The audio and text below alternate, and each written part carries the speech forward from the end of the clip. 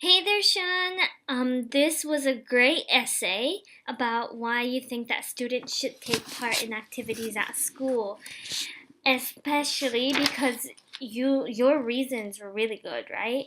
You gave reasons from the perspective of students as well as parents, right? Usually, you're a student, so you would write reasons from your perspective as a student, but you also wrote about how parents think about clubs. Yeah? And this is a really great thing because it makes your essay really strong. You can, even if adults read it, they'll understand why it's important to have a club at school. Yeah? So, very, very good.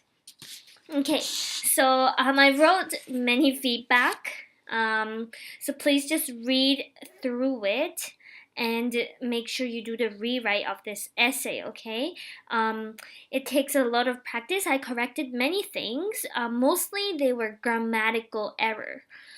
But don't worry, okay? In the beginning, you make a lot of grammatical mistakes. That's totally normal, okay?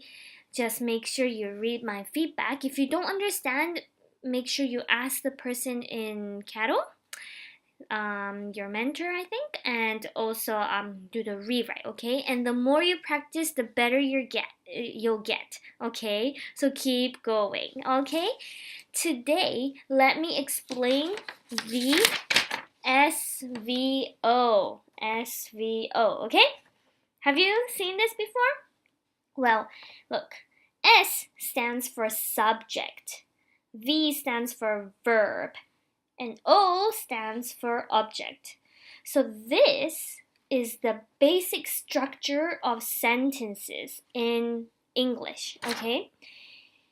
In an English sentence, you always have a subject, verb, and an object, and it's usually in this order, okay? You first have the subject, then the verb, and then the object. So let's do a recap. Do you remember what a subject and a verb and the object is? Okay, well, subject is the person you're talking about, okay? It's like the main character in the sentence. For example, if I say, Kotoe loves Mandarin. Kotoe is the subject. Who are you talking about? Kotoe, me. Yeah? Kotoe loves. Verb is the action that the subject does. Loves. I love. That's an action. So that's a verb. Oh, verb. And the object is this Mandarin. Okay? It's what I love. The Mandarin. Okay, so I hope you got what the SVO stands for. And look, your final sentence, you wrote in your final sentence, actually your sentence got, yeah, at the very last part of your sentence, you wrote, people didn't his son or daughter didn't sport. And I'm sorry, I wasn't able to understand what this sentence meant, okay? But the reason why I didn't understand is because what's missing here? Well, you're missing the verb. People didn't his son. Didn't do what? What was the action that the people didn't do? Okay? So if you added a verb in there, it made sense. For example, how about wave? Yeah? People didn't wave at his son. That makes sense. People didn't wave at his son. That makes sense. How about like? People didn't like his son.